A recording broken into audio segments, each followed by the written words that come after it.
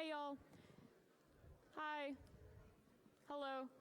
So this is going to be streamed on Coog TV's YouTube channel. So if you go on YouTube, type Coog TV and the live stream will be there.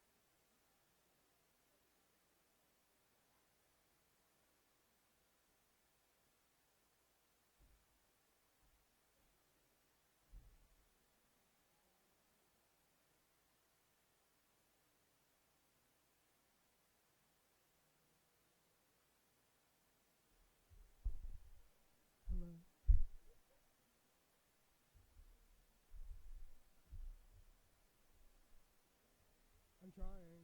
Yeah.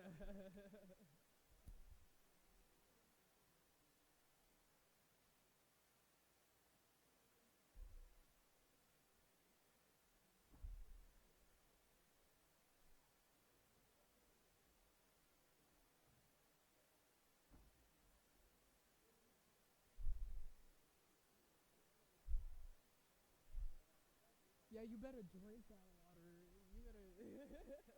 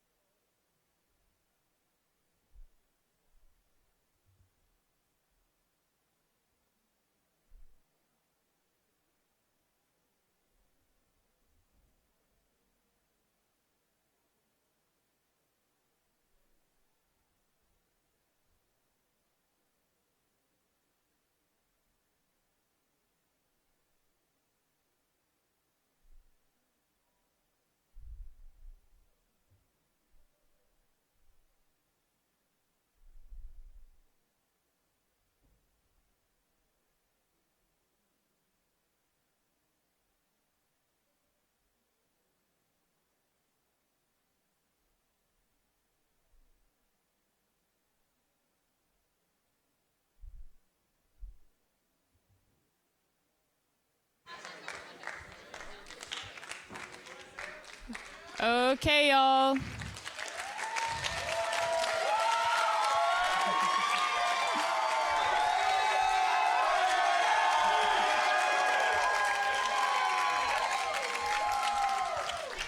Okay.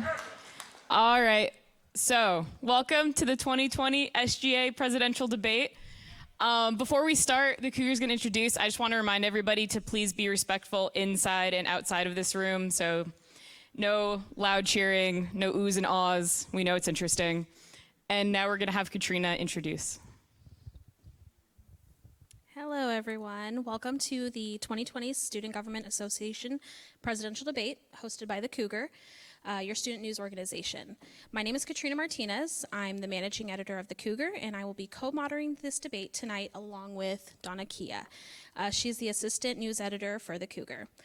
Election Commissioner Becca, she will be monitoring the time. I would like to thank everyone, the candidates for coming, the guests and the audience for coming and supporting the student voice on campus. I'd also like to thank the SGA Election Commission for their assistance and the Student Center for accommodating this event. Before we begin, I would like to lay out some rules. This debate will have a few phases. First, candidates introduce themselves and receive preliminary questions from the Cougar. If another candidate is mentioned by name or a moderator feels they in any way have been called out, they will have 1 minute to respond. After a maximum of 3 responses, we will move on to the next question. Next, candidates will receive randomized questions about UH and their goals as president. After a short break, we will finish the debate with questions from the audience and closing statements. If you have any questions you want to ask the candidates, you can tweet questions to the Daily Cougar through Twitter using the hashtag UHDebate. One of our editors will be compiling these questions throughout the first 2 rounds, so please don't wait to tweet your questions. At the close of the debate, each presidential candidate will have 2 minutes to present their closing arguments, and all this debate should last maybe an hour, hour and a half. The audience is asked to refrain from clapping, booing, or otherwise interrupting the flow of the debate, except for when we introduce the candidates. If you become a disruption, you may be asked to leave. It goes without saying that cell phones and other noise-making devices should be put on silent, and please hold your duration of the duration of your applause for the end of the debate. Now, allow me to introduce the presidential candidates.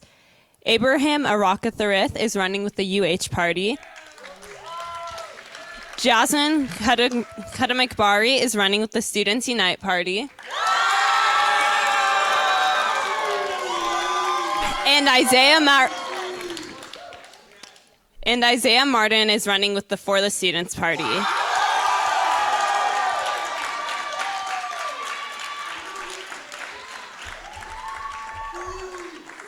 Are there any questions before we begin?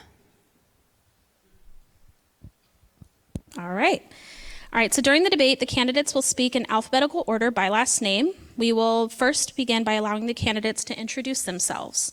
Abraham, you have 3 minutes for opening remarks.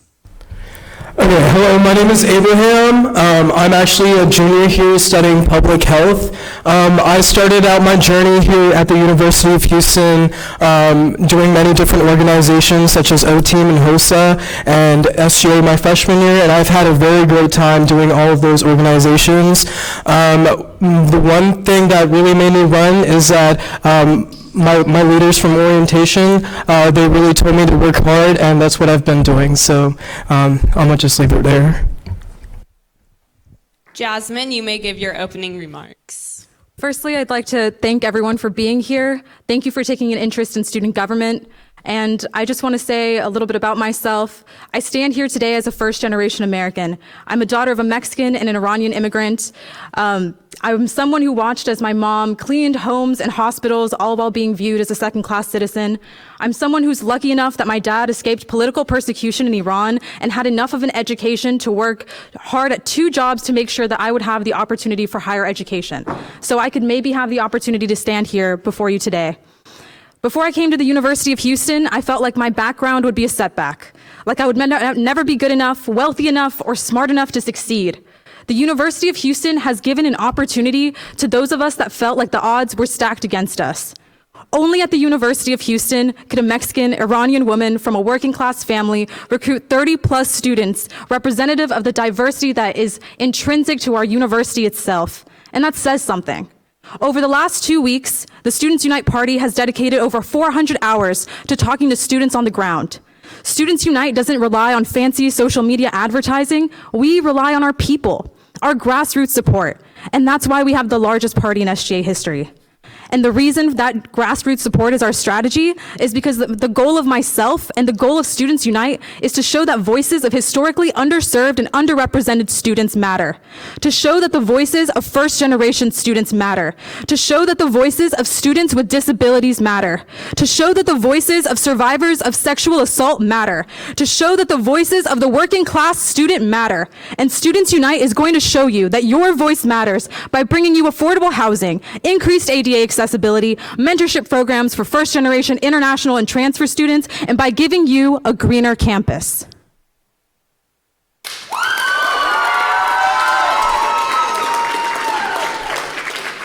Isaiah, you may give your opening remarks.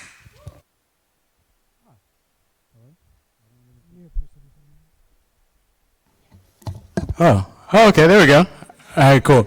So, first off, I want to thank the moderators and everybody here that came to this debate tonight. It shows that you guys all have an interest in student government, and for that, I want to thank you guys, all right? Thank you. All right? So for me personally, my journey to reach this stage today actually started about a year ago. Actually, to be honest with you, a year ago to the day. I was sitting with my friends in the library, and we were talking about why does UH not compare to the UTs and Texas A&Ms of the world when it comes to academic ranking. So we did a lot of research, and we learned 3 main things. 1, our graduation rates are less than 60%. This is an issue. We need to fix this. 2nd, victims of sexual assault do not receive the proper care they need from our university. And last, the vast majority of our students don't even feel safe to walk into their cars at night. You know, how many students in this audience have felt like they need to FaceTime their friends when walking from the library to another building on campus? This is a reality that exists on our campus, right? So for me, I did a little research at this point. I wanted to try to see what our school was doing to combat these issues. Specifically, what was student government doing to fix these issues and advocate on behalf of the students? And what did I find? Not a word, not a mention, and not a second on any of the key platforms that are holding our university back. And at that moment, I knew I had to build a team that would advocate for what is best for the day-to-day lives of students across this campus and do what is best for the students. Now look, at the end of this debate tonight, at the end of this campaign, I want all 46,000 students at this university to take away 3 main things. For the students stands for higher, a vote for the students stands for higher graduation rates, better care for victims of sexual assault, and a safer campus for all. These are initiatives that we will achieve, and this campaign is truly for the students.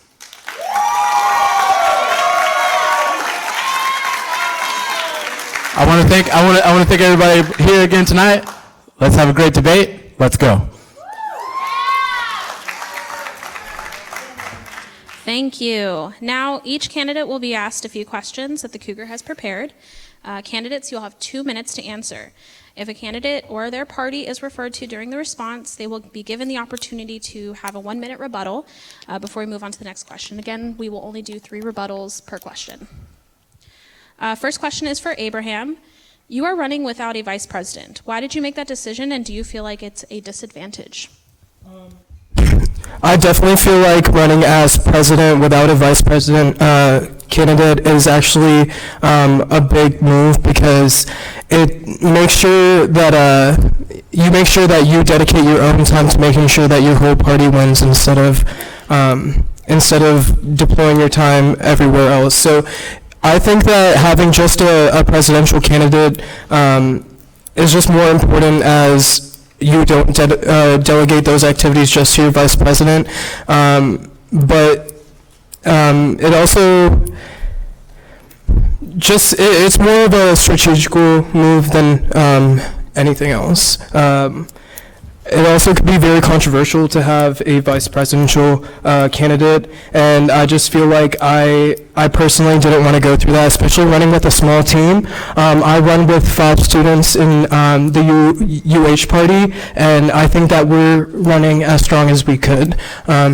So I'm pretty sure that just having a small team and making sure that we communicate with each other is the best move.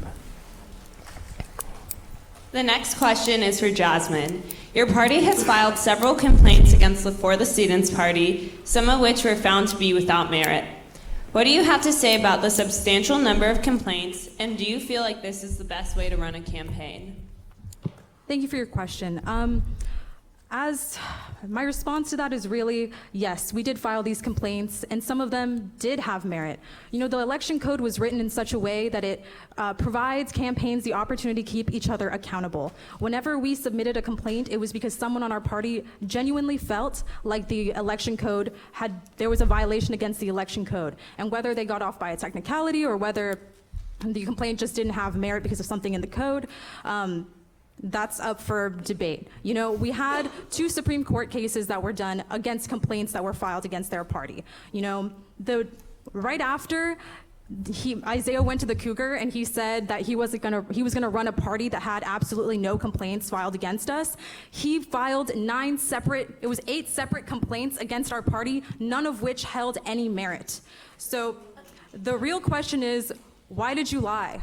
Why would you lie to the Cougar? And I never represented myself. Please hold your applause. Thank you. You know, I never told anybody that I was gonna run a campaign without any complaints. I believe that filing complaints against each other is an important way of keeping each other accountable. You know, when you look outside, you see For the Students stickers that have no funded by, provided by, funded by X person that was supposed to be in the election code. We weren't able to prove that they put those stickers out there. That's the reason that they didn't get an election code violation filed against them. But they violated the code by putting those stickers out there, and we can't do anything to take those off. So really, the real question should be, why file 9 complaints without any merit if you're going to say that you're going to not file any complaints against us? I believe I was mentioned. Isaiah, do you... Just a little bit, right? Isaiah, we'll give you the opportunity to rebuttal. Just wait for us to ask you, okay? Thank you. Okay. Isaiah, do you wish to respond? Yes, ma'am. Yeah, so I mean, you know, I find this really interesting because first off, you know, as soon as when I first met the senator, I mentioned to her, look, we want to have a very clean campaign because at the end of the day, this election will be decided by the will of the student body. What the student body wants in this next election, not by filing complaints. And first of all, those complaints that you filed, you do realize that 13 of them that you filed had no merit at all, right? And then the ones that we appealed both of them successfully, right? So it's like the whole reason why I mentioned to the Cougar that I wasn't going to file any complaints was because I thought that would set a precedent. But clearly, as you just continue to file more and more and more for things like having a GIF on an announcement day platform, things like, I mean, it was just irrational. If you go to any student administrator, or not even, if you just go to any administrator at all and you ask them what they think that this is a mockery. And particularly, I've talked to several donors, and they really don't like what's going on. Thank you. Please, again, we ask that you hold your applause until the end of the debate. We don't want to have interruptions in between. Thank you. Jasmine, do you like to respond? Yes. You say that this is what the students want. You know, we had somebody on your party that got a complaint filed against them because they used the F slur in a UH group me. You know, the conversation should be talking about that, talking about how 2 of your senatorial candidates were caught saying the F slur in a UH21 group me, yet that's not the question that we're talking about today. Now, you said that our complaints are baseless. Why is your party banned for 5 hours on Thursday for violating UH branding, something that is explicitly written in the election code? It just takes 10 minutes to read the election code and be able to familiarize yourself with it. Isaiah, do you wish to respond? Of course. Yeah, look, if first of all, when it comes to that, I asked specifically Attorney General Barrett on whether or not we could appeal those complaints based upon severity, and he told me no. So that is why those 2 were not appealed, and I promise to God, if I would have appealed those would have been appealed as well. You know, and I really want to talk about, you know, the F slur thing, because first of all, at the end of the day, what those senators says was 100% disgusting, right? It never should have been stated. But at the end of the day, those Okay.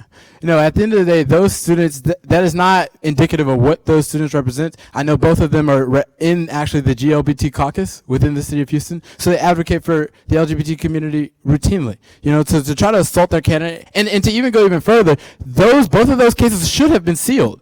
You never should have even been able to mention this. So the fact that you're doing that, you're violating the specific court order that you were 100% told that you weren't supposed to violate. That, I believe, is ridiculous. Next question is for Jasmine. You dropped your vice presidential candidate not knowing one of his policies was to eliminate Greek life. How can students trust you to vet students for all the positions SGA must fill? Absolutely. So whenever I did find out about Matthew's position on Greek life, it really shocked me. He agreed to run with the Greek life candidate. I served on the Pan-Hellenic Exec board last semester. I've been a member of Chi Omega since 2017. So it was honestly quite a shock. And I did make a mistake in not knowing his stance on Greek life. But what I did, what I was able to control were my actions that followed right after. I picked a new vice presidential candidate within hours of finding out Matthew's stance on Greek life. See, that's the difference between my party and the For the Students party. You know, when somebody says something derogatory on my team, I drop them and I find somebody better to replace them because I felt that that wasn't representative of the student body. When Isaiah's team finds that 2 of their students, by the way, the complaints are public, files something and says a slur against an entire group of people that they're running to represent, they'll be campaigning for them Thursday. So that's really the difference. So that's all I'll really say on that. I have a new wonderful VP. Her name is Hiba Rashid. She's part of the Muslim Student Association. She really stepped up when she was called for action, and I'm very proud of the work that she's going to be doing in filling committees. I'm very proud of the work that you've been doing. You've done an amazing job so far. Thank you. Isaiah, do you want to respond? Yes. I mean, you know, it's crazy because, to be honest with you, and we were actually really looking forward to the vice president debate last week because we knew that Matthew Lair felt like this weeks ago.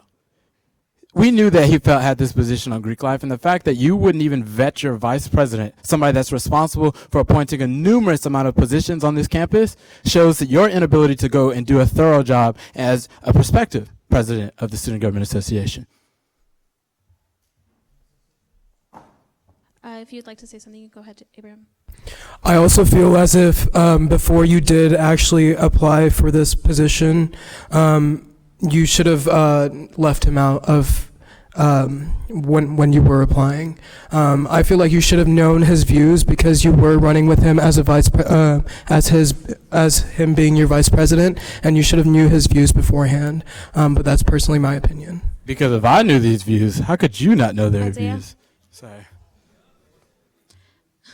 would you like to respond? Yes.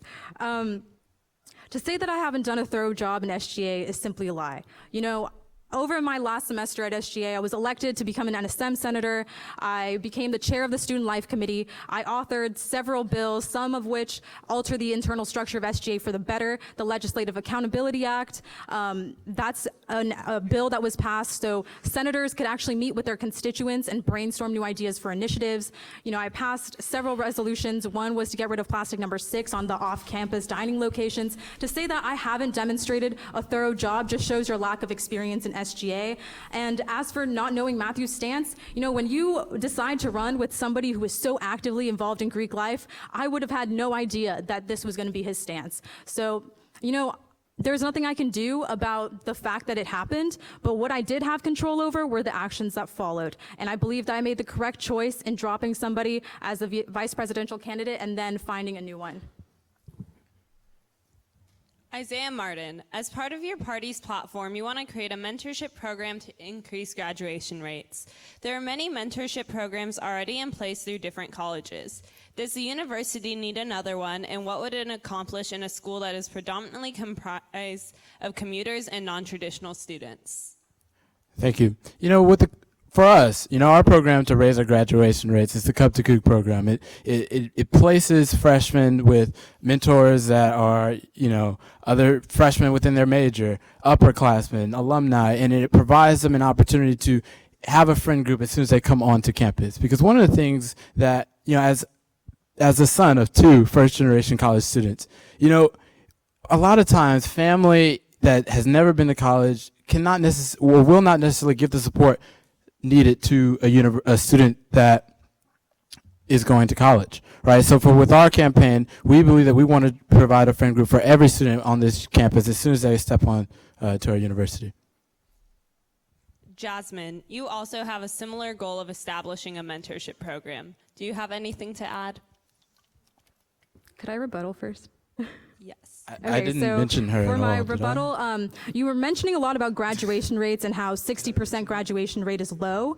60% graduation rate is a 4-year graduation rate and is actually at an It's all-time 5. Google high. it. It is at an all-time high. And all over, I think that the work of Dr. Couture and the work of the UH&4 program has done an amazing job at increasing our graduation rates. And the 60% 4-year graduation rate is literally reciprocative of that. So I keep looking through your website and you say that you want to better UH's reputation. What exactly do you mean by bettering UH's reputation? And what do you think that reputation is? We have a 4-year graduation rate at an all-time high, and we're one of the most diverse universities in the nation.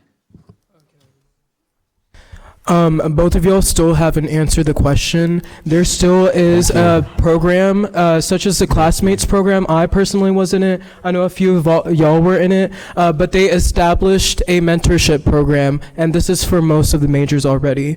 Also for our graduation rates, the graduation rates are low because of the lack of activities as well as the lack of communication within our students and how they portray themselves in their school activities. I feel as if students are applying themselves at school and applying to be in these clubs and be in all of these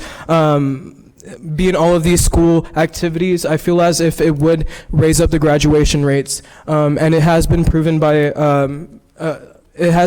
that if you are more involved in school, you're more likely to succeed. So one thing that we should start to do is to make sure that these students get into these activities, make sure that they love it and have a family that they know that could support each other.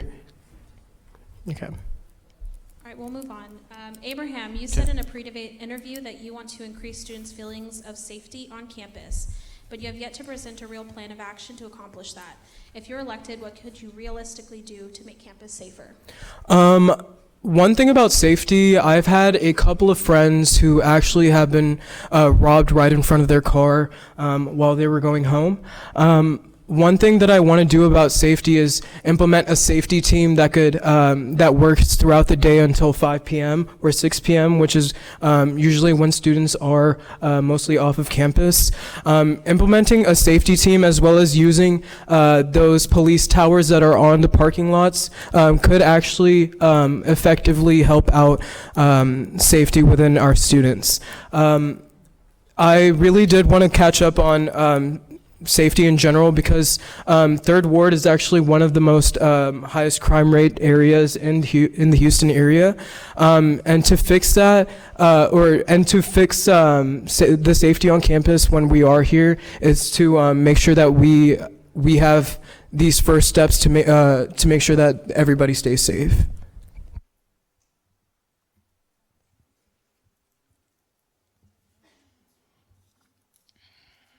Jasmine, you are running with the incumbent presidential party. Is there something that the current administration has done that you would like to do differently?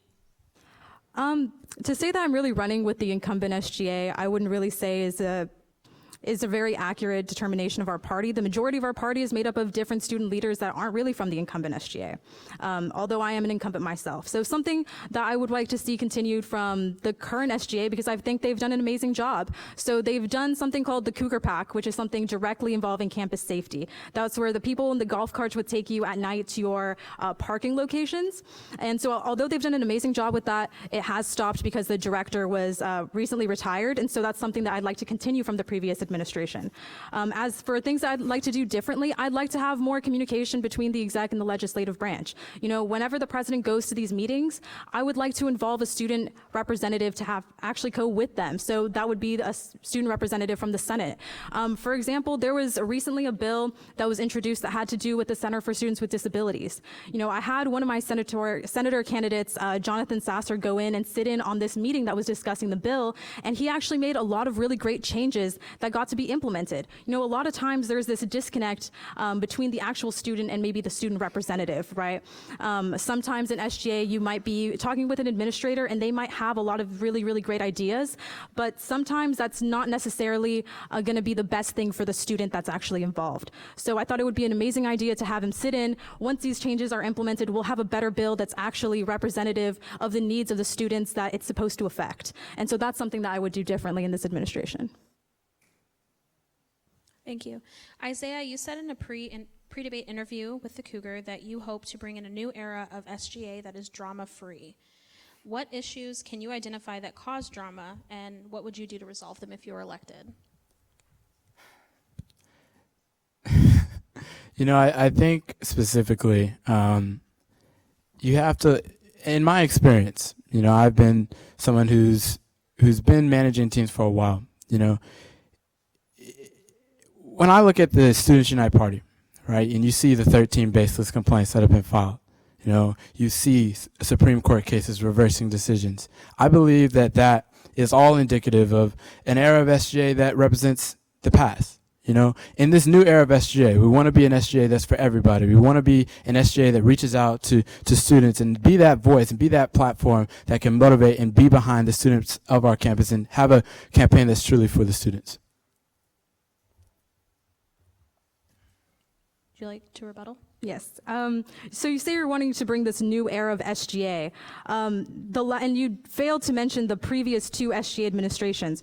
Are you trying to move away from catering to homeless students like the 55th administration did under Cameron Barrett's administration? Are you trying to get away from increasing the minimum wage for student workers and having better health services like under Allison's leadership in the 56th administration? When you're talking about a new era of SGA, I'm sorry, but you don't know anything about the era of SGA because this is your first year ever being involved in the SGA.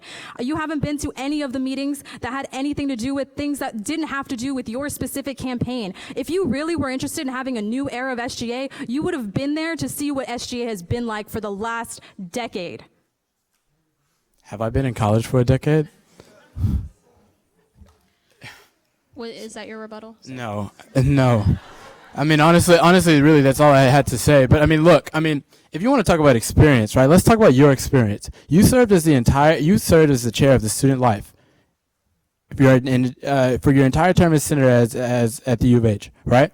Tell me, what did you do to impact student life? Because all I've ever seen is a helpful tip sheet for transfer students. If you served for an entire year and that is all you have to show for your term as the chair of student life, man, that just shows what we're ahead of, right? Abraham, you wanted to respond?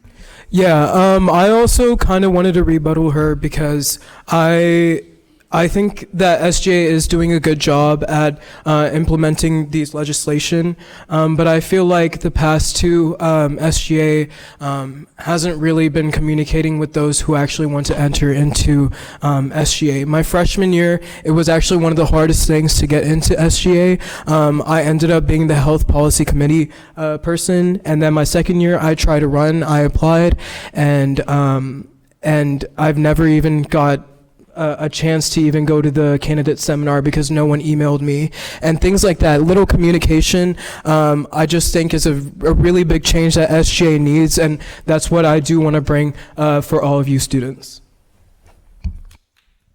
Abraham, you're running with the UH party, which is much smaller than the other two candidates' parties. How do you plan to accomplish your goals and pass legislation with such a small party backing? I know that we are a small party. Like I did say earlier, we are five different candidates. But even though that we are a small party, we are very effective. We communicate often. We always are striving to be our best. I do have one of my candidates sitting with me right there, and I was talking to her earlier. I just feel as if we are a very strong batch of candidates. Even though that other candidates may have a large pool of people, we were made of independence. She even came up to me the first day on the candidate seminar. I was running as an independent beforehand, and people try to take away my candidates. But honestly, even though that we are small, I just feel as we have accomplished a lot. Isaiah, you and your running mate, Wasim Sarakti, lack experience in student government.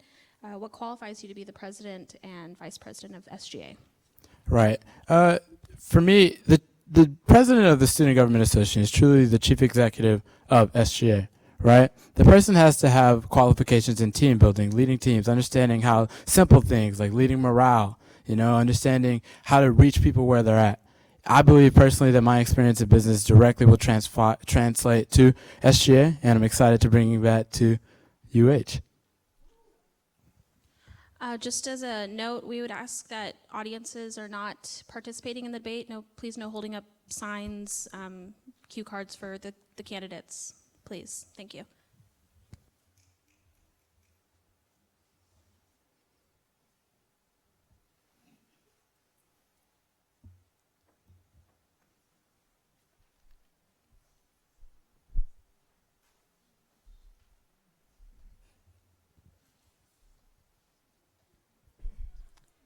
Abraham, you're a part of SGA in your freshman year.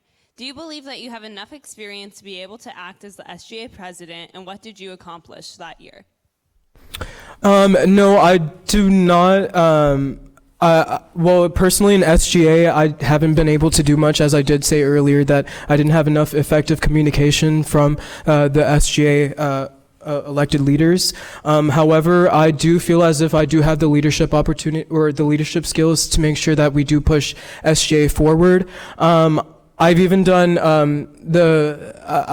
during orientation, I learned how to become a leader, especially here on campus. I know the ins and outs. We even had tests on each college, even like which advisors go to, or which person goes to which advisor. We knew everything, but I did learn the leadership skills there to make sure that I am ready here for SGA.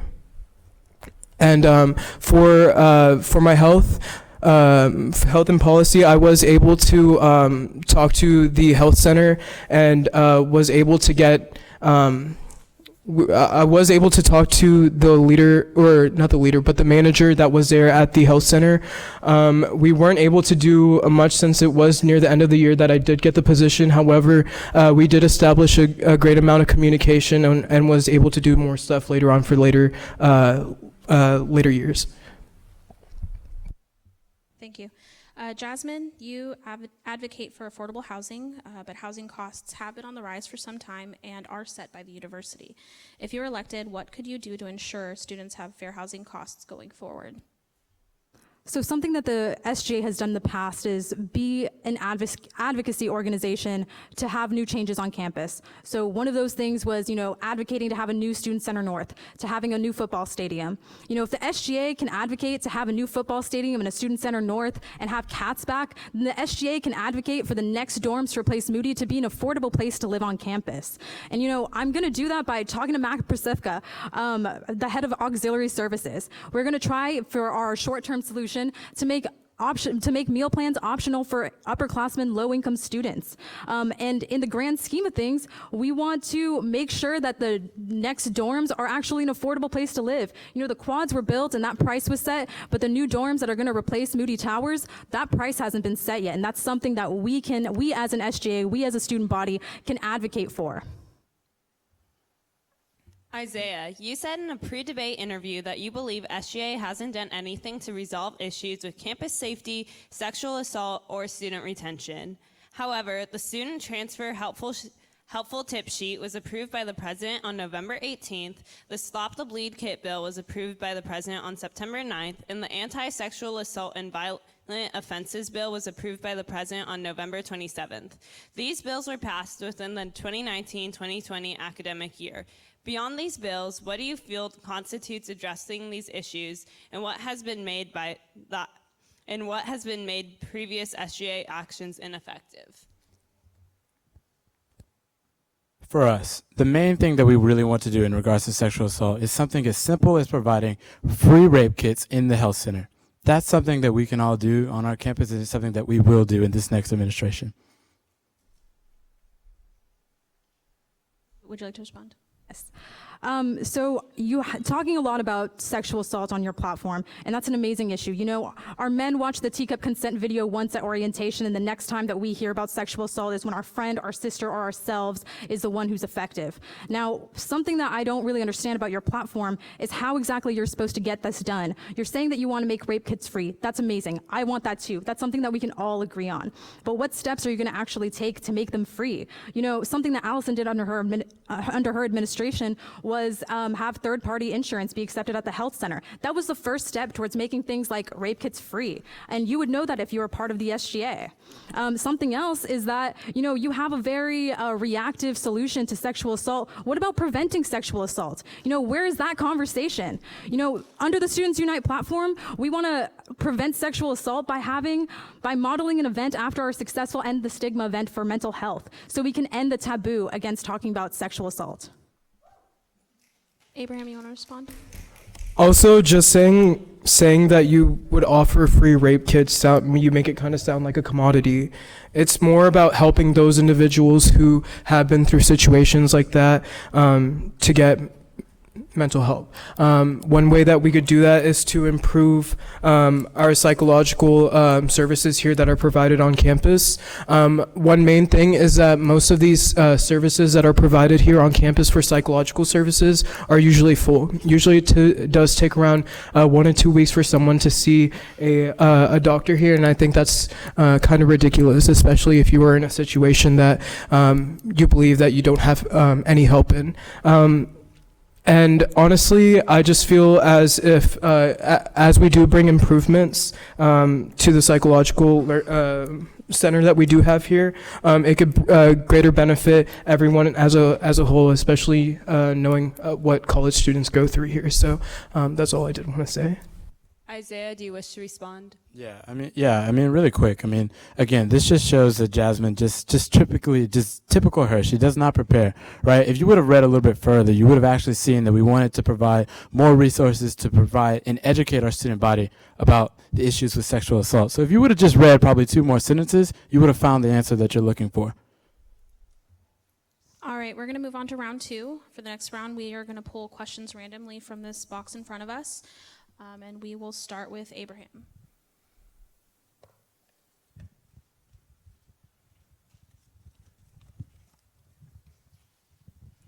Abraham, how will you balance the stress of being a student and a student leader? Actually, that's pretty simple for me. I do that every day. Basically, for the past 2 or 3 years, I have been a full-time worker as well as a full-time student. I take 18 hours every semester, and I still do a full-time job. However, I'm a very organized person. I'm one of the most organized person you would ever see, and people could tell you that. I carry around a planner everywhere I go, but one main thing about organization is that you're very detail-oriented. For me specifically, I know that I know that I will be able to balance everything out, especially knowing what I put at most. So there we go.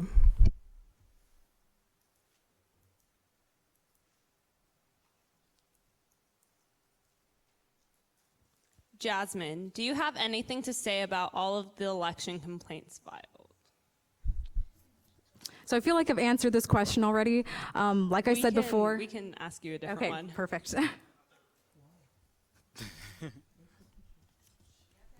Yeah, I support that. Jasmine, of the recent presidents, who would you like to model if you were elected? I definitely want to model after the last 2 Students Unite presidents that we had. You know, their administrations really focused on providing a voice for those who are historically underrepresented. You know, under Cameron Barrett's administration, the Cougar Cupboard, a food pantry, was actually started on campus. And now there's real students who have a food scholarship, and they're able to go in there and get fresh produce and get canned food and get rice. And that's an amazing initiative that was started by him. You know, he also created a food insecurity meal plan. Under Allison's administration, we increased the minimum wage from $7.25 to $8, and I think that we can continue off of that momentum. We can make it $9. You know, we can even continue off of some of the initiatives that, you know, were not able to take in effect at the end of this administration. You know, creating a green fund to provide money to have more sustainable initiatives on campus. I definitely want to model my the next administration under students after the past presidents of Students Unite, because they've done an incredible job of giving a voice to the homeless students, giving a voice to working class students, and just giving a voice to underrepresented students on campus.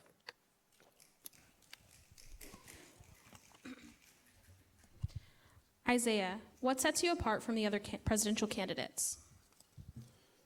I would say, I mean, look, for me, you know, I'm just a guy from Clear Lake City, Texas. You know, when I came to this university, I had no idea that I was going to be in this position. You know, and the fact that in 1 year, we're able to inspire thousands of students, build a team of over 16 senators, have over 100 volunteers ready to go. I mean, I believe that, you know, it just shows that, look, this is a movement that was started by one person, but it ended up having a movement inspired by the thousands of students on this campus.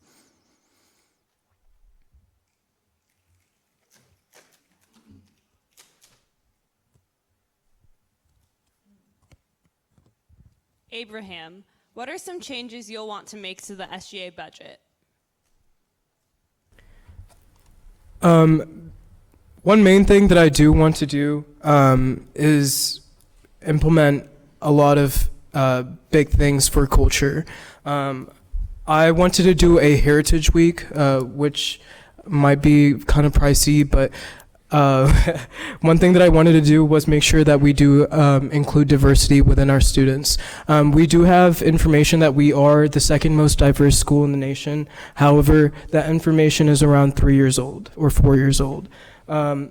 One thing that we could do to make sure that we do exemplify our diversity in this school is to make sure that we show our culture. We show that we really like our culture and that we want to express it. So something that me and my candidates in my party are trying to do is to do something like a Heritage Week, where the last day we would have something like a festival where we could show different cultures and have food and dances. So usually I don't want to make a giant budget or a giant removal off the budget or make it rise, but I definitely do want to implement something like that to exemplify our diversity.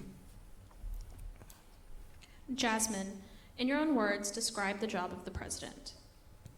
So the job of the president is to, one, be that leader that other students look up to. You are going to be the representative of the student body. So you should have qualities that are representative of our very diverse student body. So that's number one. Number two, you have to be willing to go and meet with administrators and be that voice for students. Sometimes it takes a lot of courage to stand up to what an administrator might want. So you have to be able to have the courage to stand up for what students want and not just what the university might necessarily want, not just what faculty or administrators want. You need to be the voice for the students, and that takes a lot of courage. So that's the role of a president. Being able to answer your emails is the role of the president. Keeping in complete communication. I have a team of 33 lovely people and senators, and I've had to keep in communication with all of them. And I think that my time and experience in the SGA has given me the experience of policymaking. I've been in meetings with administrators. I've been in meetings with Eve. We've talked about how we can actually implement some of these ideas, and we have concrete ways of actually doing that. I know the administrators that are the head of housing. We have Antonio P. that we want to talk to when we're talking about affordable housing. We have Matt Prosefka, the head of auxiliary services, that we can talk to make meal plans more affordable, that we can talk to get rid of plastic bags that are unnecessary on campus. I have that policy experience, and you're going to need those negotiating skills whenever you are SGA president. And I think that's really the role of the president. You are that advocate for these students. And not just that, but you lead the senators. And so you need to make sure that they're doing their job and that they're also being leaders in their colleges and that they're doing a good job of advocating for their colleges and the needs of the students in those colleges. Isaiah, what are some qualities you'll look for in each candidate who applies for a committee position? The ability to work for a team, that's the main thing. Are you easygoing? Are you ready to put the will of the team before yourself or your own personal agendas? When I look for prospective members of the cabinet, and we're going to host a wide range of different interviews, we want to ensure that all candidates are more than qualified for each position, and number two, have the experience necessary to be able to represent what's best for the students. Thank you. Now it's time for a 10-minute break. When we return, the candidates will receive a question from SGA President Allison Lawrence and the audience. Now is your last chance to tweet questions at the Daily Cougar using the hashtag #UHDebate. Thank you, guys.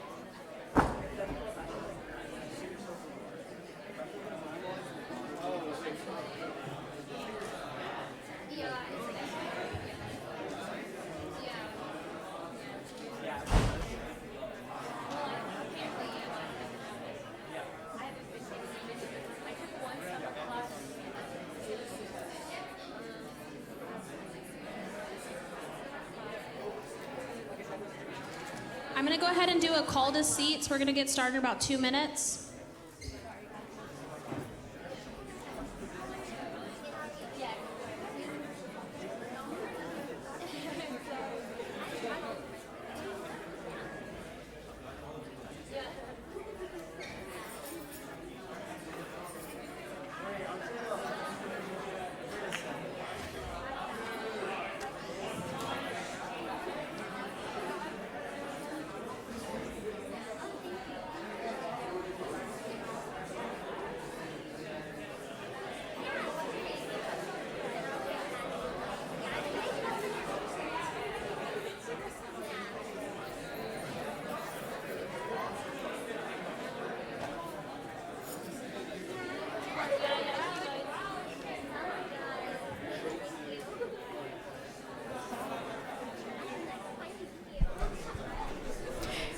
Can we get the candidates back up here, please?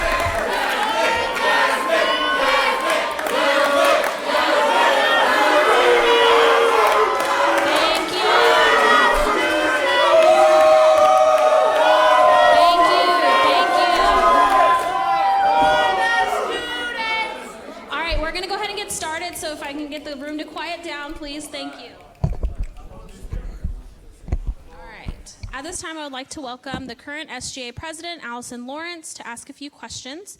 The same rules apply. Candidates will have 2 minutes to answer and up to 3 rebuttals per question before we move on. Okay, hey guys, so I was told to ask hard questions, so that's why they are the way they are. But we're gonna start off with Abraham. So please explain how you will improve and instill organization within transportation. I personally am a commuter myself, so one thing that I do want to do is improve the bus routes. Personally, taking the ERP bus takes around 25 minutes to 30 minutes for me to get to my car and back from school. So I think first off, I do want to improve bus routes, especially creating like a metro line and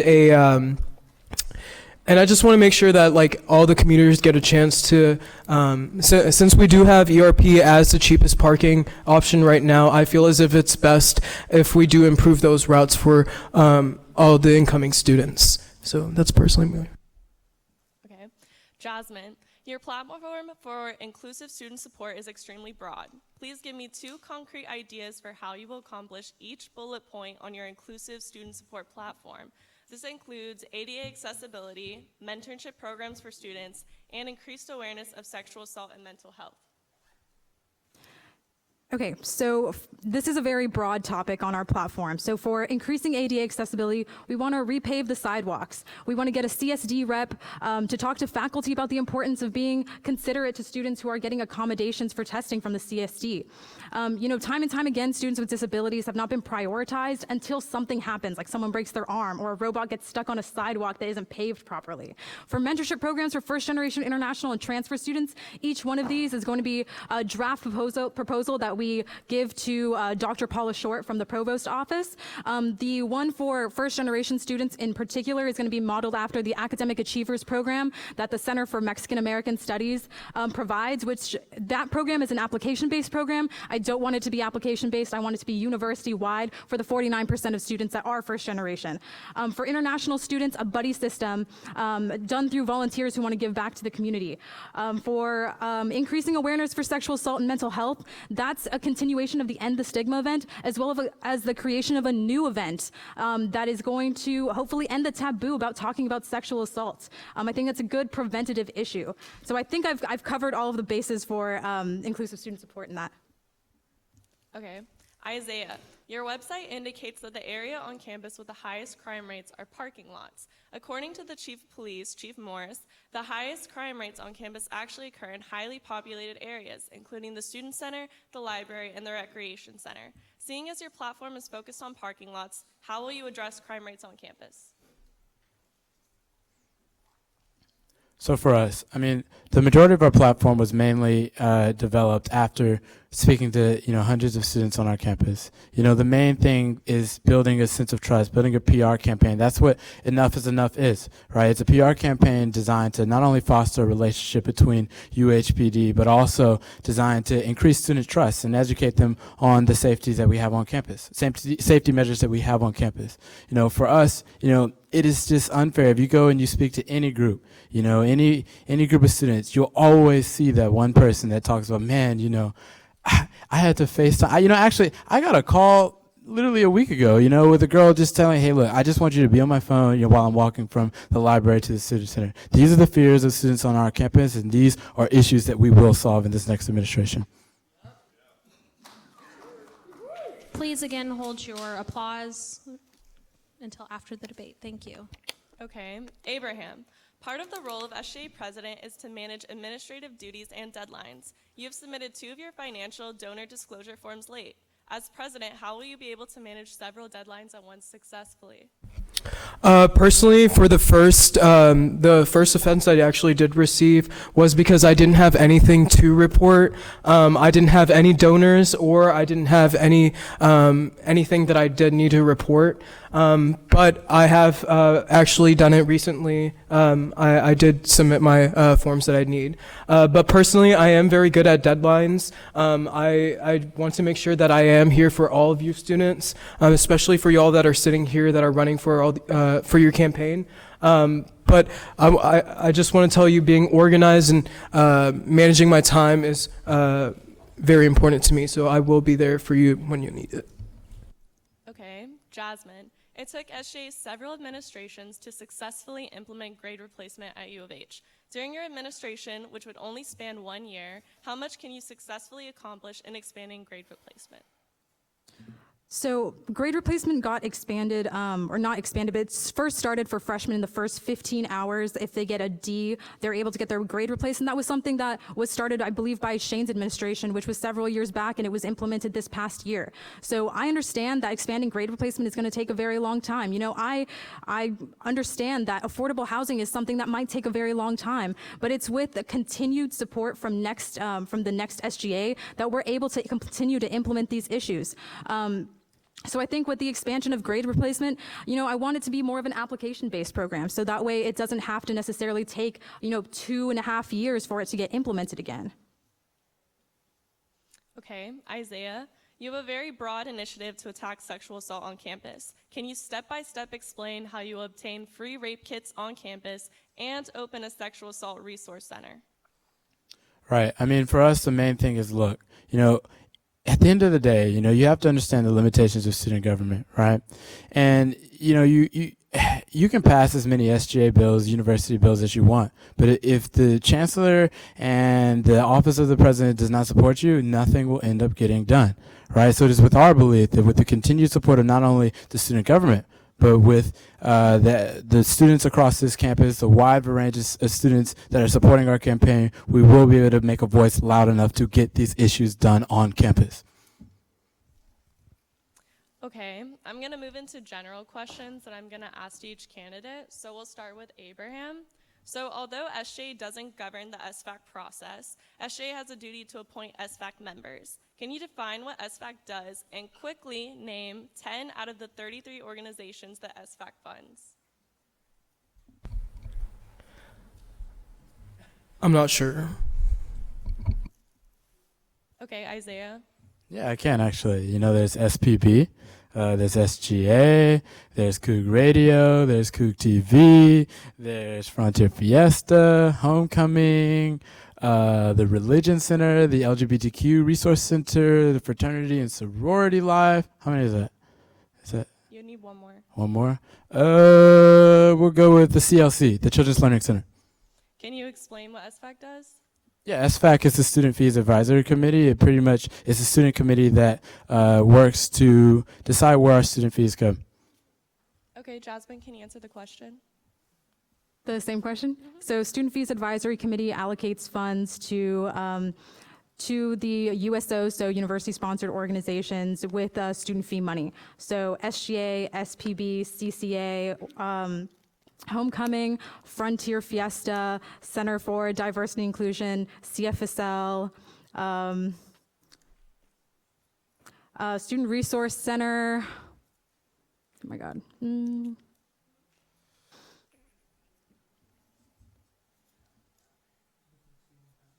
Center for Diversity Inclusion, the Center for LGBTQ plus Resource Center.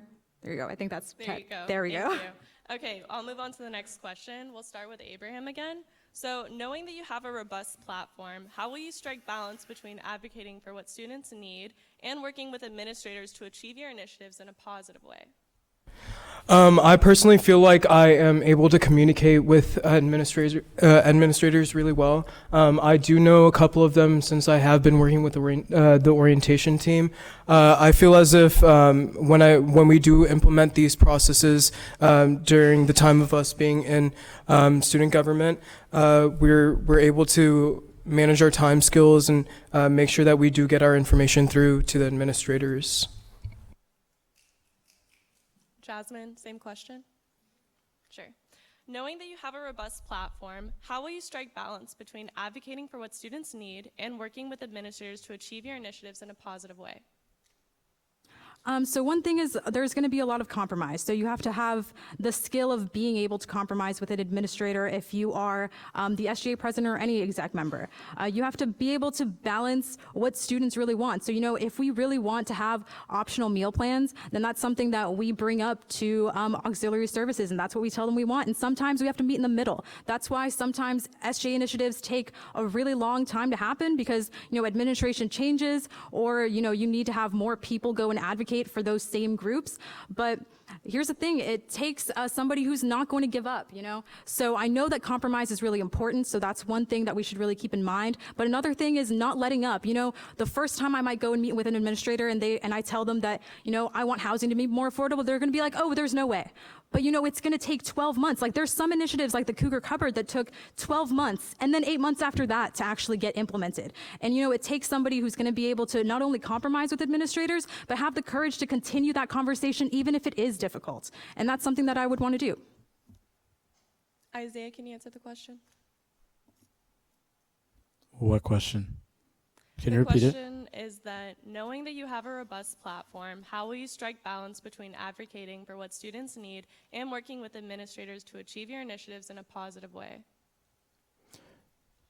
Like I said, I mean, it really just involves around, I actually have to say, I actually agree with Jasmine. It really just depends with just be staying persistent, staying in touch with the administrators, just building that relationship to ensure that you can and will get things done on campus. Okay, and then for this last question, we'll start off with Isaiah again. What is the SGA's mission statement, and how does that tie into your platform? Yeah, so I mean, it would be really, I feel like, just not well, for me to quote the entire thing. I don't have that memorized, but I can tell you, look, the SGA mission statement it establishes that SGA is a governing body that is designed to advocate for what the needs are with the students on our campus. They want to be able to be a voice for all students within our campus, and they want to serve as a governing body to make and ensure policy to affect our students. And that, I believe, is the quintessential message of the For the Students campaign. We are a campaign that advocates for all students, not just one type, not just one group, not just one individual. We want to be a campaign that is for everybody because we are truly for the students. Abraham, what is the SGA's mission statement, and how does that tie into your platform? Like Isaiah said also, I'm not really sure about the mission statement, but I personally believe that I'm more of a people's person. I'm not usually a person that stands up in front of a crowd and speaks to people, but definitely someone who can understand the students. I'm a person who makes sure that I go far and beyond for each person that I know. I do have people here that could go for that, but since I am a people's person, I do want to make the initiative of making sure that I hear every student that wants to have something going on with them. So if they have an issue about school, I'm there to be that person. I'm there to be whoever they need me to be. If they need me to be a listening ear, then I'll be there for them. But I feel like a person, so they're looking for more of a people's person instead of someone that might be controversial or someone that might stand against views that are specific. But anyways, yeah. Okay, Jasmine, what is the SGA's mission statement and how does that tie into your platform? Like pretty much everyone else on the stage, you have to be a very, very big fan of SGA to know the mission statement by heart. But what I do gather from that is, we're an advocacy organization, so we want to advocate for students by enacting legislation on behalf of those students. For the Students Unite, our Students Unite party, our goal is to have a voice for all students that are underrepresented historically that make up the majority of our university. 52% of our students are working class. They use need-based financial aid. 49% of our students are first-generation students. And our platform is all-encompassing of all of those issues. So, affordable housing for the working class student, increasing ADA accessibility for students that have mobility and disabilities that are mental that you can't always see on the surface. Mentorship programs for first-generation, international, and transfer students, because academics really matter, and those 49% of students who are first generation, they have lower graduation rates, they have lower GPAs, and we need to have a university-wide initiative to tackle those things. Increasing awareness for sexual assault and mental health on campus. There is one thing that doesn't discriminate, or there's two things that don't discriminate, no matter how diverse your campus is, and that's instances of sexual assault and mental health. And that's something that we're gonna fix by, providing more advocacy, by having more events that promote awareness around these issues, and making campus more sustainable for everyone. That's an issue that literally affects everyone and affects people outside of our school. Getting rid of unnecessary plastic bags on campus, having a green fund like every other public Texas school, having academic support, so creating a system where students who are going through extenuating circumstances can actually be connected with an academic advisor and a CAPS representative. These are the things that Students Unite stands for. This is our platform. This is what we want to do, and it is all-encompassing of our student body.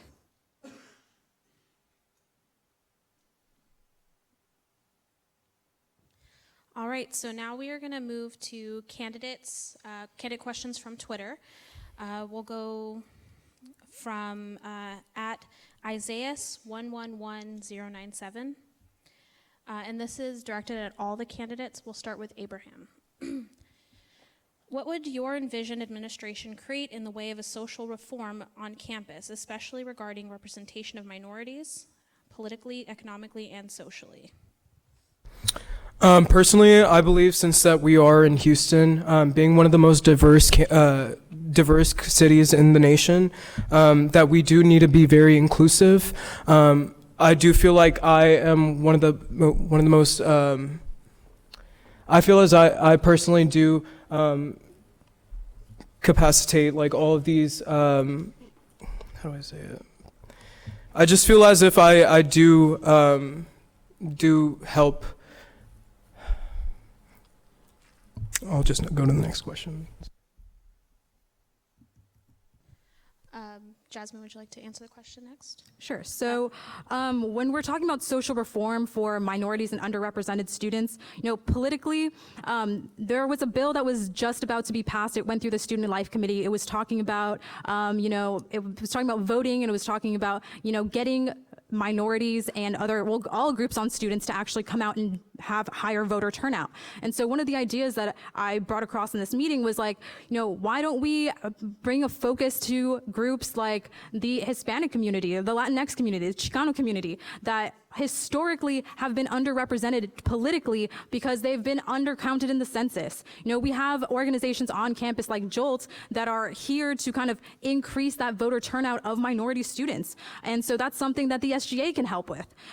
Economically, we want to make housing more affordable affordable for everyone, not just minorities. But, over time, advocating for affordable housing increases our diversity. Right now, with increasing housing costs, we are decreasing our economic diversity because we're pushing out students who want to live on campus. So by advocating for affordable housing, we're able to retain that diversity that is so integral to our university. And socially, mentorship programs to make sure that our students are actually able to succeed academically. That's 49% of our student body that's first generation. We have international students. We have transfer students that are maybe coming from community colleges. It's important that we have this minority support of students because that makes up the majority of our university. And it's important that these student voices are being heard. Isaiah? Can you repeat the question one more time? I'm sorry. What would your envisioned administration create in the way of social reform on campus, especially regarding representation of minorities politically, economically, and socially?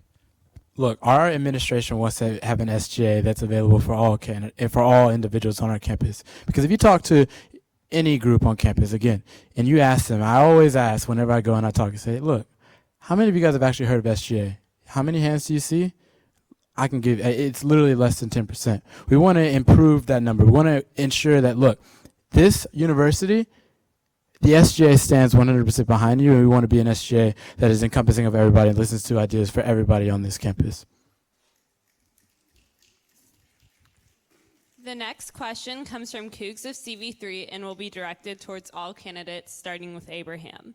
A major goal for the UH community is to further shatter the commuter school perception.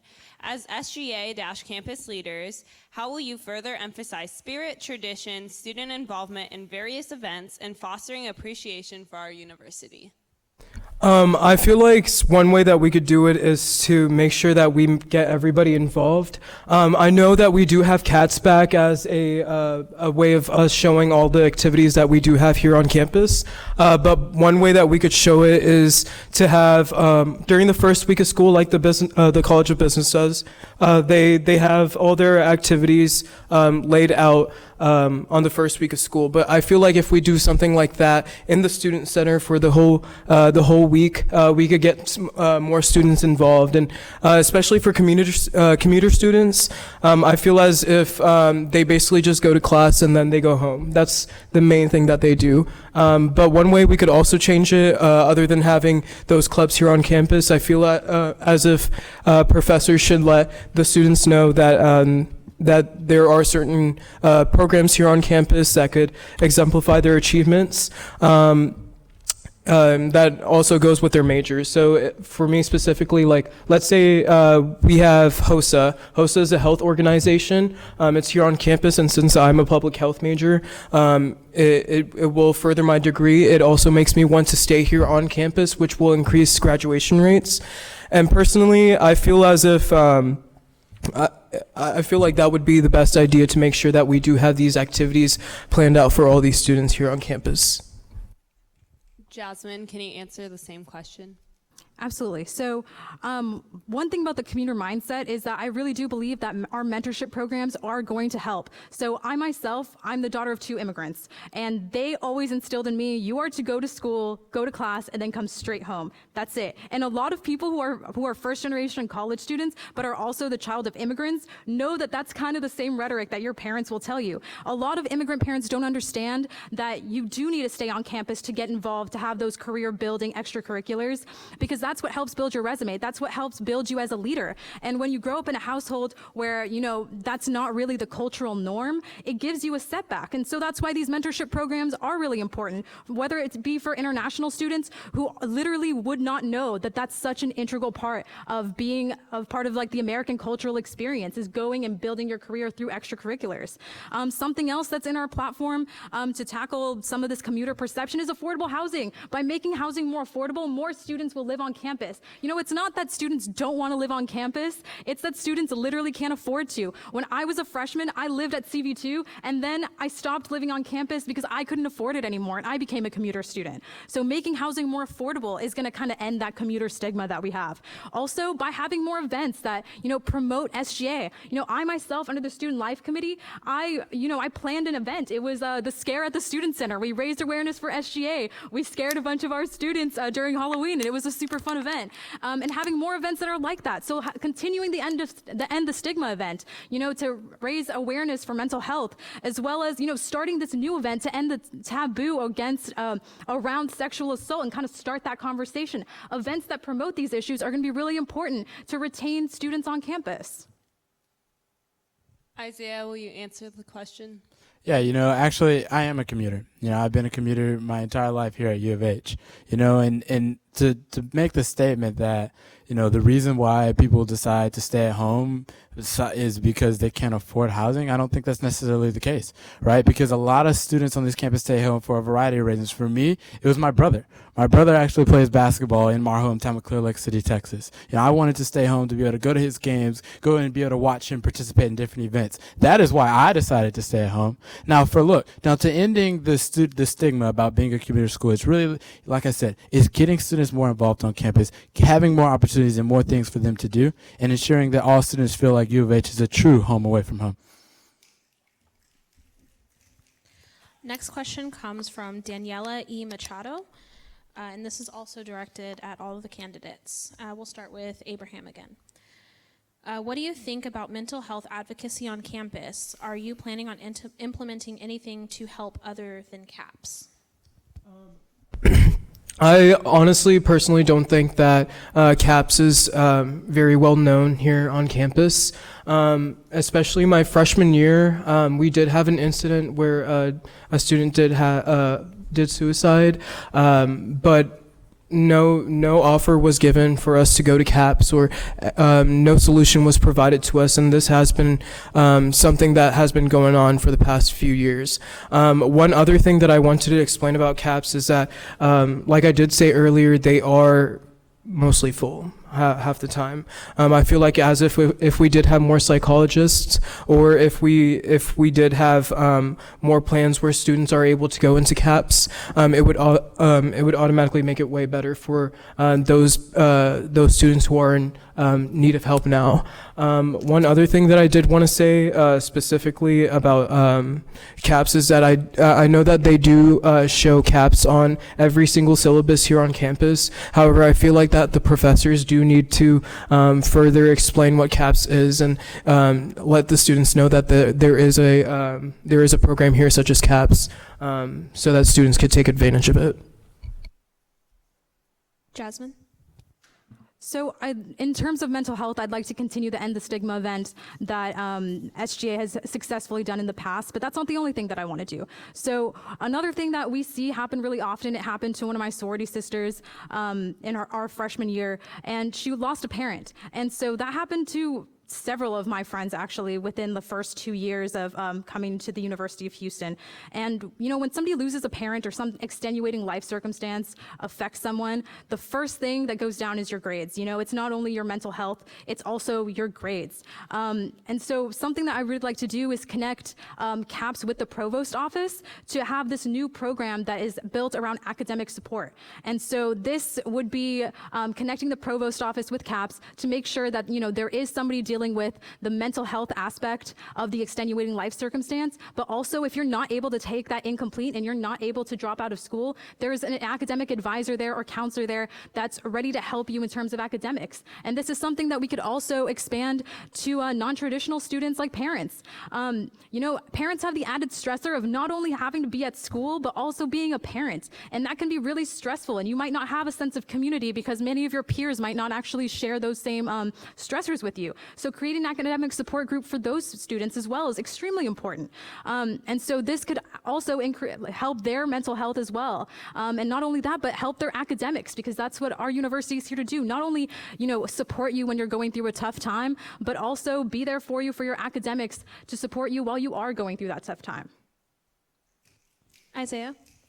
Yeah, one of the biggest things is that, look, U of H does provide a lot of services for mental health already, but the biggest thing is trying to create a bigger marketing initiative to make students more aware of the issues, or of the services that U of H provides. That's something that we've already proposed. If you go on our website, forthestudentsuh.com, you can literally see a bill in which we talk about how exactly we want to outline our marketing initiative moving forward. It's these corrective plans of actions that we already have in place we want to implement from day one, the second we take office. The The next question is also from Daniela E. Machado, and it is also directed towards all students or all candidates. Starting with Abraham, the child care center on campus is very expensive. Many full-time students can't afford it. Do you have any plans on fixing this issue?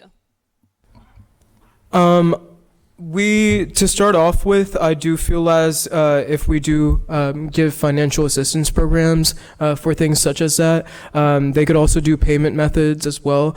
So implementing something like that could also help to help those people in need with the child care services. Jasmine? Yeah, I mean, I definitely agree with Abraham here. You know, when I was talking to Danielle about this issue, she told me that it was like something like $200 a week was the on-campus cost for childcare. So that was, I mean, that's an exorbitant amount of money. And I think the university should definitely hold some responsibility to trying to promote this idea that anybody can really come to the University of Houston and succeed. That includes being a parent. If you have a child, you should still have the equal opportunity to go and have an education. And so I think the university should be held accountable, and we should lower the cost for that. You know, whether that's, you know, having, what's the word?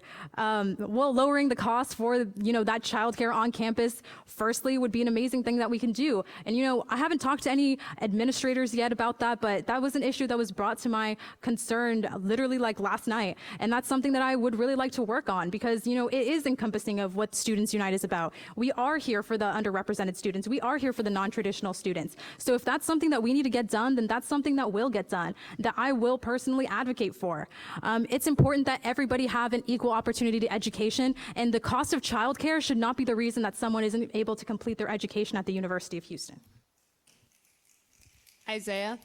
Yeah, I mean, I think it's really good. It's always great to advocate for things, but at some point you need to understand and look to see when something is feasible and when something is not, right? If you look at exactly what the CLC offers, they provide services that go well and beyond about what their prices are. They offer breakfast, lunch, snacks. They provide long hours, things like that, that similar institutions would charge almost double the price for, right? But where we do need to expand, right? We need to create an advising office particularly for students who are parents, right? So they know and have someone that they can go to. We need to create a mentorship program that allows for them to see other students that are going through the same situations that they're going through. It's expanding what we do for students that are in this demographic and showing that, look, we support you and we have a voice that is truly for the students. The next question comes from Ed Gonzalez, and this is also for all the candidates. Again, we'll start with Abraham. As SGA president, what is your stance on the university's gradual gentrification of neighborhoods in the community? Personally, I feel that the gentrification is actually really good for the Houston area, but okay, I'm sorry, I'm gonna turn it off now.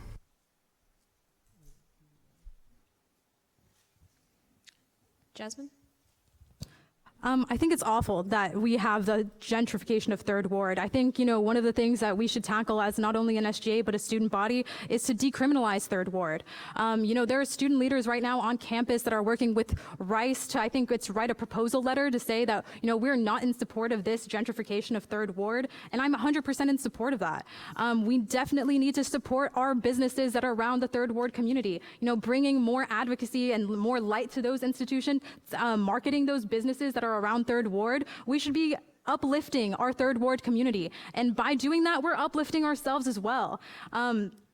And one thing that there is with the gentrification, we're kind of doing that within our own school by raising the prices of housing and tuition, and we shouldn't be doing that. And SGA needs to serve as a place where we can advocate, because honestly, that's what we're here to do. We're an advocacy group, we're an advocacy organization, and we need to advocate to make sure that housing becomes more affordable so we can retain that diversity. We need to advocate for Third Ward to not be gentrified. We need to uplift our neighbors in our Third Ward community by supporting their businesses, by promoting their businesses, because it's really quite a shame that we are just going to let that community that has given us a home behind. And that's something that I'm definitely not in support of.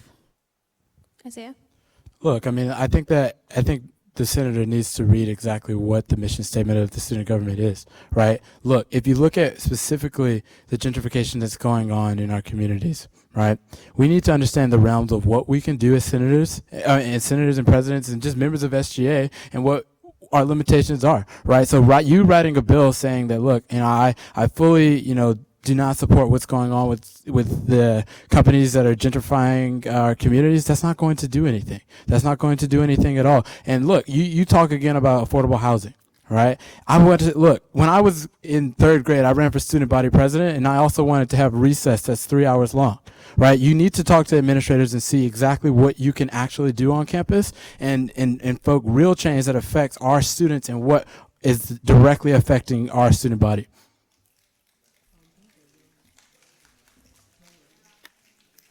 Go ahead and just keep moving on with the questions. The next question is directed towards Abraham, also from Ed Gonzalez. CCA is an organization that provides cultural organizations and hosts opportunities for students to show off cultures that are within the UH community as well as neighboring communities. Could you revisit what you would do with the SGA budget knowing that CCA puts on cultural events?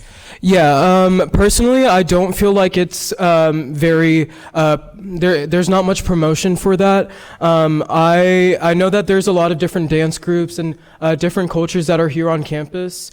Personally, I did want to say that even though that we do have these events going on here on campus, I feel that we do need to promote it more because we are the second most diverse school in the nation, and we do need to promote it. I just feel like that information is outdated. And personally, going back to the last question, I'm sorry, I wanted to say something about it. It's not that I do support it, it's that I'm glad that change is happening, but we need to make it in a way that the Third Ward community around us is growing with us. And that's personally for me, it's not a bad idea, but I feel as if for us to grow as a community, we need to grow together. The next question comes from M.M. Willers, and it's for Isaiah.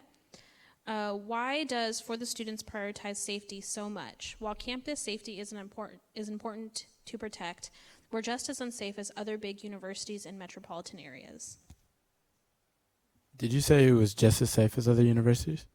Can you rephrase? So it says, why does For the Students prioritize safety so much? While campus safety is important to protect, we're just as unsafe as other big universities in metropolitan areas. Then why can't we do better, right? That's the main thing. Look, I mean, if you go into any group, any organization on campus, and you talk to them and you ask them what they want to fix, the biggest thing that they always talk about is, look, we don't feel safe on campus. And look, we want to advocate for those students, be a voice for those students, and like I said, truly be that voice for these students.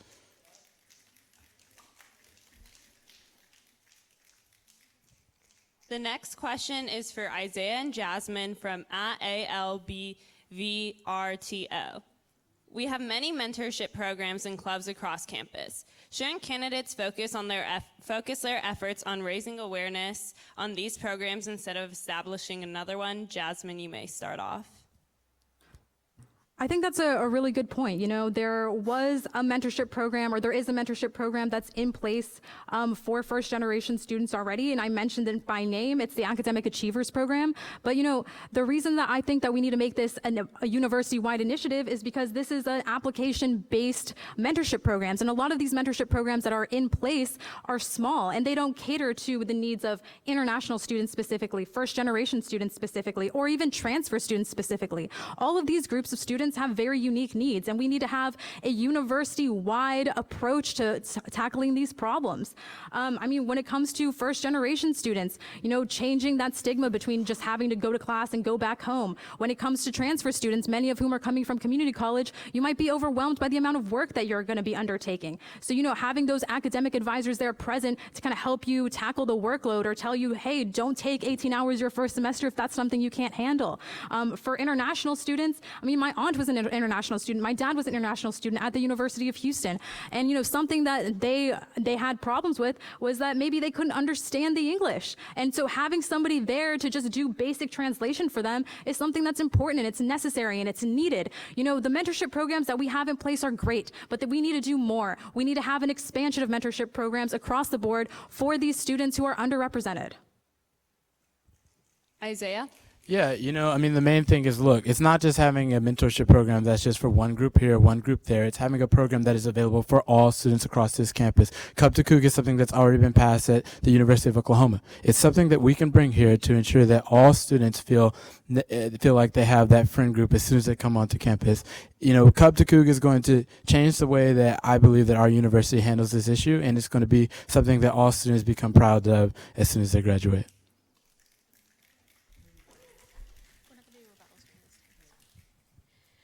All right, the next question comes from, again, ALBVRTO. And this is for all the candidates, and again, we'll start with Abraham.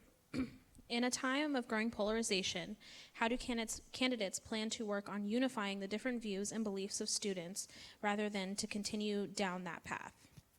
I'm sorry, can you repeat the question?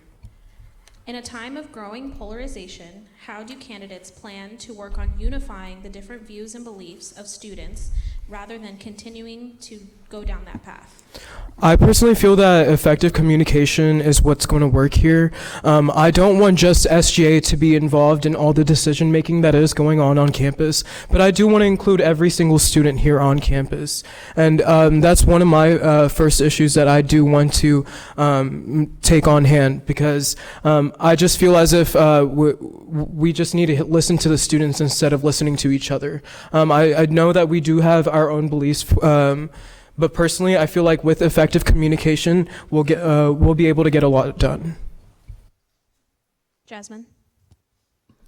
Yeah, absolutely. So I think that, we are in a growing time of polarization. So what we should really be focusing are the issues that we have in common, focusing on what we really do have in common. Even on this stage, Isaiah and I have a lot of the same things in common in terms of wanting to decrease rates of sexual assault. We want to increase the academic performance of students on our university. And that's the issues that we should be focused on as a student body and as an SGA. And, the question ends up becoming, who has done the research behind these initiatives to correctly implement them. Who are you going to talk to when you want to have a mentorship program? Who are you going to talk to whenever you want to decrease the rates of sexual assault? What are you going to do about it? These are the important questions that we need to answer. And, that's what we need to be focusing on. We might be in a political polarized climate, but right now as students, we have a lot of the same issues that are connecting us. Not wanting to walk to our parking garages at night, wanting affordable housing, wanting us to all do well as students. These are the issues that bring us together, and that's what, as an SGA, we need to be focused on.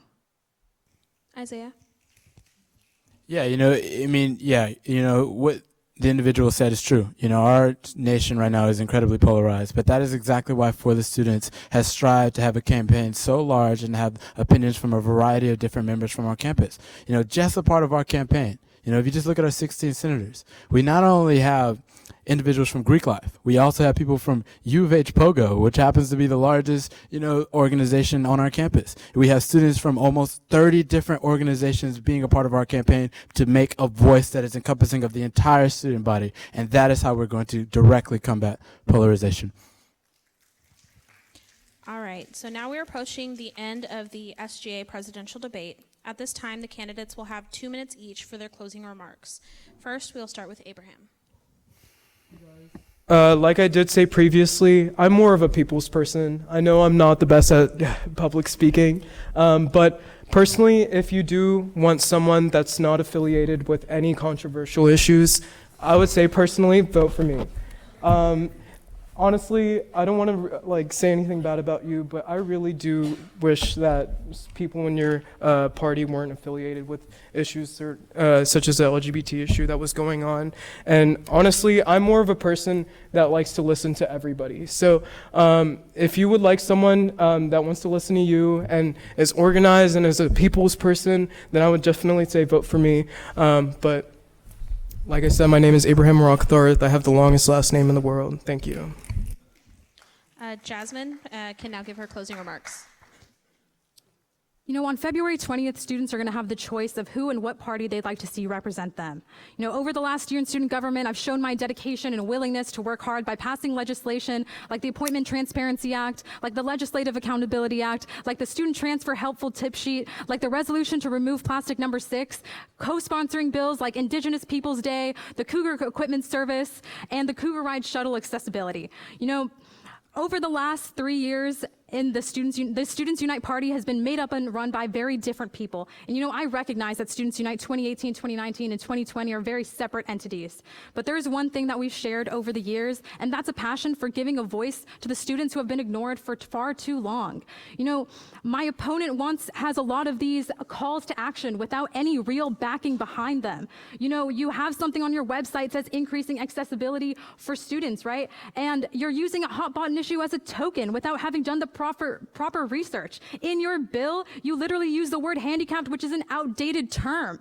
When you're talking about mental health, you're just using this once again as a token event. There's nothing behind that. You know, when you're talking about kooky scooties, you want to bring, you know, businesses to the university that are going to bring the university a big profit. You know, we're going to prioritize in Students Unite people over profit. In 2018, a vote for Students Unite was a vote for supporting homeless students. In 2019, a vote for Students Unite was a vote for a higher minimum wage for student workers. In 2020, a vote for Students Unite is going to be a vote for a greener campus. In 2020, a vote for Students Unite is going to be a vote for mentorship programs to help first-generation students that make up 49% of a student body. In 2020, a vote for Students Unite is going to be a vote for increasing ADA accessibility and awareness.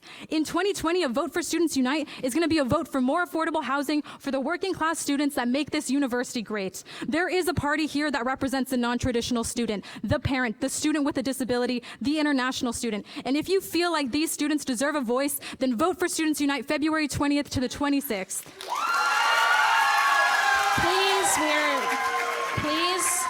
Please hold your applause for the end of the debate. Thank you. And now Isaiah will give his closing statement. Thank you. You know, I want to start by thanking the moderators and all the candidates for participating in this debate. You know, it was really an honor to stand in front of each and every one of you guys and discuss the ideas that we have to benefit our distinguished university. You know, when I first had the idea for the students, I dreamed of a better campus and a safer campus for everybody. What I didn't realize was that my passion and my ideas would spread across this nation. Our Instagram has already had over 36,000 views. You know, the student body presidential candidates around the state of Texas have already adopted our namesake and some of the platforms that we are trying to achieve. But most importantly, look, students at our university have already contacted me through my social media and email, you know, expressing their own ideas for this university.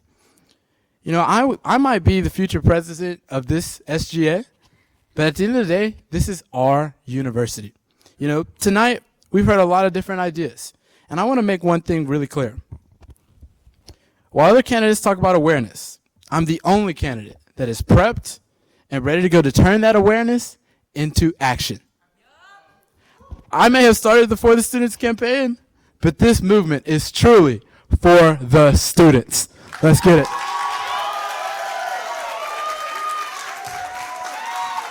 Please hold your applause. You are interrupting the debate. Please hold your applause.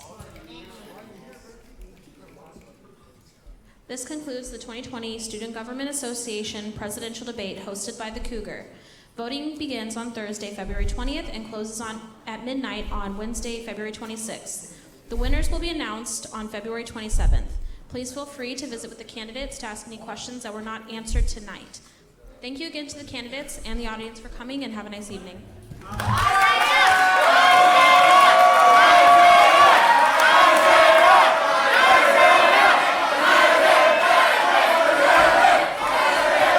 But who wants a back entrance to the library? Does anyone want a back entrance to the library? Nobody? Next to the student center?